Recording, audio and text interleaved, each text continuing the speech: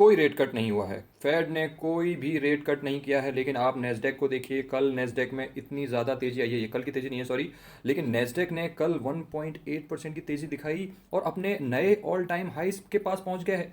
और जबकि जो कल फेड की रेट हाइक का आउटकम आया है, सॉरी रेट हाइक का नहीं, फेड की जो मीटिंग हुई थी उसमें रेट कट, रेट हाइक या जो भी रेट्स के साथ करना था उसका जो आउटकम आया है, उसमें क्या आउटकम आया है? उसमें आउटकम आया है कि जो लैंडिंग रेट है उसको सेम रखा जाएगा। तो ना ही कोई रेट कट हुआ है, ना ही कोई रेट में हाइक हुआ है, रेट्स को सेम रखा गया है। और ये along the lines of expectations ही हुआ है दोस्तों। लेकिन दोस्तों जो एक बहुत बड़ी चीज़ along the lines of expectations नहीं हुई है वो है कि इस साल कितने रेट कट होंगे। उसकी एक्सपेक्टेशंस जो कि पहले थी 3 कि इस साल 3 रेट कट हो सकते हैं, ये एक्सपेक्टेशंस थी। लेकिन इस बार ये जो मीटिंग हुई है यूएस फेड की, उसके बाद जो एक्सपेक्टेशंस हैं जो यूएस फेड ने बताई है वो बताई है सिर्फ और सिर्फ 1 रेट कट दिस ईयर। तो यानी कि 2024 में आपको सिर्फ एक रेट कट देखने को मिल सकता है। जबकि पिछली जब मीटिंग हुई थी फेड की मार्च में, तब जो एक्सपेक्टेशंस थी वो 3 रेट कट की थी। और इसीलिए मुझे लगता है दोस्तों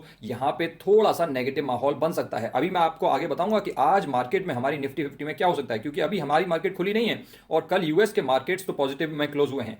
अब थोड़ा सा आगे बात कर लेते हैं। यहाँ पे आप देख सकते हो कि यूनानिमसली यहाँ पे वोट किया गया था कि इंटरेस्ट रेट को चेंज ना किया जाए, उनको सेम रखा जाए। और यहाँ पे ये भी बताया है स्टेटमेंट में कि जो इन्फ्लेशन को कंट्रोल करने में जो प्रोग्रेस है वो मॉडेस्ट ही हुई है, यानी कि कोई बहुत ज्यादा शानदार प्रोग्रेस नहीं हुई है। अगर हम इन्फ्लेशन के बारे में बात करें, आपको पता होगा कल इंडिया का सीपीआई का डेटा भी आया था और कल लेट नाइट यूएस के फेड की मीटिंग भी थी जिसमें रेट्स का अनाउंसमेंट करना था। उसके साथ साथ यूएस का सीपीआई का डेटा भी आया है। और यूएस का सीपीआई का डेटा क्या बताता है? यूएस में जो इन्फ्लेशन आया है, सीपीआई जो आया है वो आया है 3.3% फॉर द लास्ट मंथ, जो कि अप्रैल के महीने से अगर आप कंपेयर करोगे तो 0.1% डाउन है, जो कि एक अच्छी चीज है। और मुझे लगता है कि इसी वजह से जो यूएस के मार्केट्स हैं वो पॉजिटिवली रिएक्ट कर रहे हैं। लेकिन वो इन चीजों को फैक्टर इन नहीं कर रहे हैं कि जो रेट कट्स होने वाले थे 3, अब वो सिर्फ एक ही हो सकता है। अभी सारी की सारी एक्सपेक्टेशंस हैं, लेकिन दोस्तों सारी की सारी मार्केट जो है एक्सपेक्टेशंस पे ही टिकी हुई है। और इस सीपीआई के डेटा को देखने के बाद नेस्डेक ने तो अपने न्यू ऑल टाइम हाइज लगा दिए।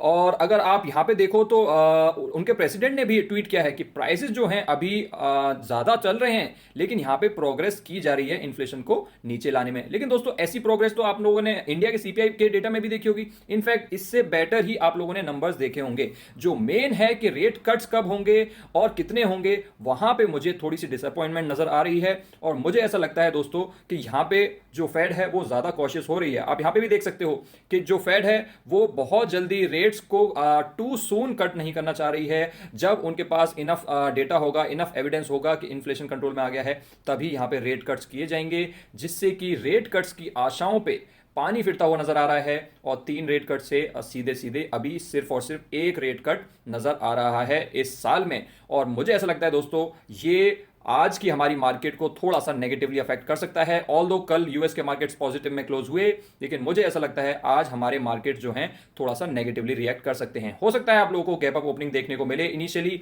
लेकिन क्योंकि ये हो सकता है यूएस के मार्केट्स को ट्रैक करते हुए यहाँ पे एक गैप अप ओपनिंग हो जाए। लेकिन मुझे ऐसा लगता है कि अगर आज निफ्टी में गैप अप ओपनिंग होती है तो वहां पे इस गैप के फिल होने के चांसेस काफी ज्यादा हैं। सो मुझे यहाँ पे जो फेड की यहाँ पे मीटिंग के बाद जो आउटकम आई है, जो रेट कट 3 से 1 हुए हैं, ये एक डिसअपॉइंटमेंट का साइन नजर आ रहा है। और यहां पे अगर मार्केट्स इस तरीके से भागते हैं जैसे यूएस में भागे हैं, तो यहां पे दोस्तों मैं एक शॉर्ट करने की अपॉर्चुनिटी ढूंढूंगा। तो आज मैंने आपको बता दिया है कि निफ्टी में मुझे क्या लगता है हो सकता है अगर गैप अप ओपनिंग होती है तो उस गैप को फिल होने के चांसेस काफी ज्यादा मुझे नजर आ रहे हैं। बाकी अगर आप लोग ये सोच रहे हो कि हमारे इंडियन मार्केट्स भी ऑल टाइम हाई पे चल रहे हैं, तो क्या मैं यहां पे शेयर्स को बेच करके निकल जाऊं, क्या मैं अपने स्टॉक्स को बेच दूं और जब नीचे आएंगे तो खरीद लूंगा? तो दोस्तों इसका आंसर इतना सिंपल नहीं है, इसका आंसर काफी बड़ा है। लेकिन ये चीज अगर आप लोगों ने एक बार सीख ली तो आपको कभी ये सवाल दोबारा नहीं पूछना पड़ेगा। ये चीज कहां से सीखनी है, ये मैंने इस वीडियो में 20 मिनट की वीडियो है, इसमें आप लोगों को बता रखा है। और इस स्ट्रेटजी का नाम है कॉन्सेंट्रिक सर्कल स्ट्रेटजी। ये स्ट्रेटजी आप लोगों को कहीं पे भी नहीं मिलेगी, कहीं पे भी आप गूगल कर लीजिए, चैट जीपीटी से पूछ लीजिए, कहीं पे भी पूछ लीजिए, क्योंकि ये जो फ्रेमवर्क है ये मैंने बनाया है। और इस फ्रेमवर्क को, इस वीडियो को जब आप एक बार देखोगे तो आपको समझ आ जाएगा कि स्टॉक्स को कब बेचा जाता है और क्यों बेचा जाता है। बाकी अगर आप लोगों को ये वीडियो पसंद आई हो तो आप इस वीडियो को लाइक कर सकते हैं। और अगर आप इस चैनल के और भी ज्यादा क्लोज आना चाहते हैं तो आप इस चैनल को सब्सक्राइब भी कर सकते हैं, जिससे कि आपसे ऐसी कोई भी वीडियोस मिस ना हो। बाकी आप लोग मुझे नीचे कमेंट सेक्शन में बताइए कि आपको ये जो फेड की आउटकम आई है इसके बारे में क्या लगता है, आपको क्या लगता है यहाँ पे मार्केट पॉजिटिवली रिएक्ट करेगी या नेगेटिवली रिएक्ट करेगी। Thanks for watching guys, I see you next time.